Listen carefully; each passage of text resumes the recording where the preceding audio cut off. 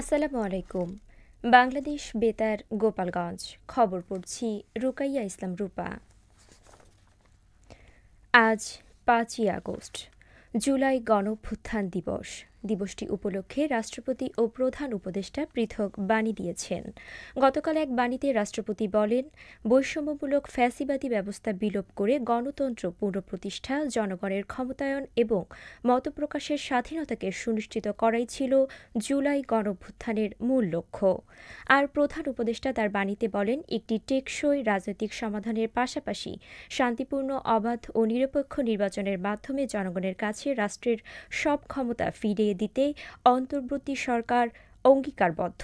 সরকারের পাশাপাশি বিভিন্ন রাজনৈতিক দল এবং সংগঠনের পক্ষ থেকে নানা কর্মসূচির মধ্য দিয়ে দিবসটি যথাযথভাবে পালিত হচ্ছে। জুলাই গণঅভ্যুত্থানের প্রথম বার্ষিকী উপলক্ষে বাংলাদেশ বেতার গোপালগঞ্জ কেন্দ্রে আলোচনা সভা ও দোয়া মাহফিলের আয়োজন করা হয়। গতকাল বিকেলে কেন্দ্রের সভাকক্ষে অনুষ্ঠিত আলোচনা সভায় বক্তারা জুলাই আন্দোলনে সকল শহীদ ও আহতদের ত্যাগের কথা শ্রদ্ধা ও কৃতজ্ঞতার সাথে স্মরণ করেন। পরে সকল শহীদের রুহের মাগফিরাত ও আহতদের সুস্থতা কামনা করে বিশেষ দোয়া ও মোনাজাত করা হয়। এ সময় কেন্দ্রের সর্বস্তরের কর্মকর্তা ও কর্মচারীরা উপস্থিত ছিলেন। ঢাকায় শিক্ষার্থীদের আন্দোলনের সাথে মিলিয়ে শুরু থেকেই ফরিদপুরের কোটা সংস্কার আন্দোলনে সক্রিয় ভূমিকা রেখেছিল জেলার শিক্ষার্থীরা। ফরিদপুর প্রতিনিধির পাঠানো প্রতিবেদনে শুনুন বিস্তারিত। ঢাকায় শিক্ষার্থীদের আন্দোলনের সাথে মিলিয়ে শুরু থেকেই ফরিদপুরে কোটা আন্দোলনে সক্রিয় ভূমিকা রেখেছিল জেলার শিক্ষার্থীরা। আন্দোলনের সকল বাঁধ ভেঙে যায় ৪ অগাস্ট। ফরিদপুর মেডিকেল কলেজ থেকে শিক্ষার্থীরা মিছিল নিয়ে শহরের দিকে আসতে শুরু করলে ভাঙা রাস্তার মোড়ে বাধা দেয় পুলিশ। এতেও দমানো যায়নি শিক্ষার্থীদের। এতক্ষণে শিক্ষার্থীদের সাথে যোগ দেয় সাধারণ জনতাও। একদিকে ছাত্র জনতা, অন্যদিকে পুলিশ। ছাত্র জনতার অদম্য শক্তির কাছে পিছু হটে পুলিশ।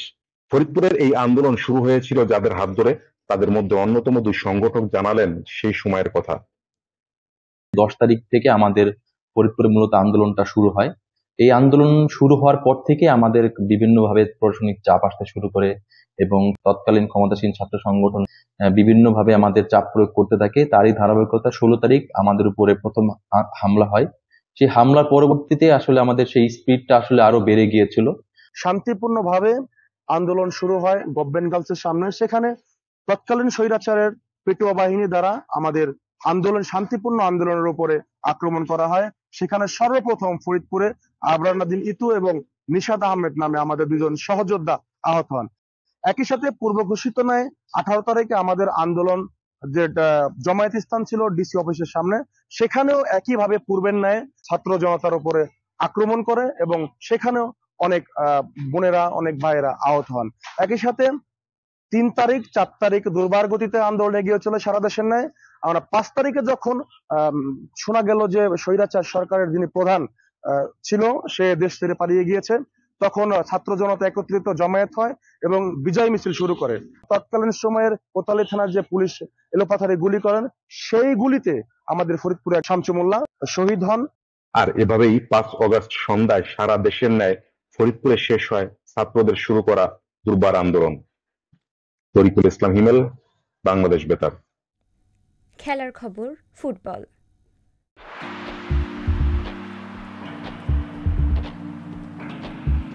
নড়াইল সরকারি উচ্চ বিদ্যালয় মাঠে অনুষ্ঠিত মিথিল স্মৃতি ফুটবল টুর্নামেন্টের গতকাল 2টি খেলা অনুষ্ঠিত হয়। প্রথম খেলায় দত্তপাড়া একাদশ ট্রাইব্রেকারে 4-2 গোলে জামনীলডাঙ্গা একাদশকে এবং দ্বিতীয় খেলায় বড়াশুলা একাদশ 4-1 গোলে সীমাখালী একাদশকে পরাজিত করেছে। টুর্নামেন্টে 16টি দল অংশগ্রহণ করেছে। সবশেষে আবহাওয়া।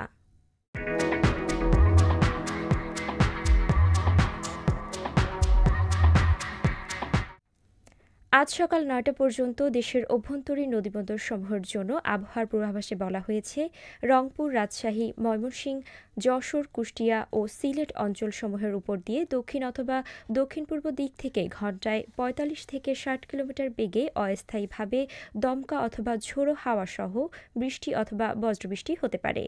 এসব এলাকার নদীবন্দরসমূহকে 1 নম্বর সতর্ক সংকেত দেখাতে বলা হয়েছে। খবর শেষ হলো। আমাদের পরবর্তী খবর প্রচারিত হবে সকাল 10টা 30 মিনিটে বাংলায়।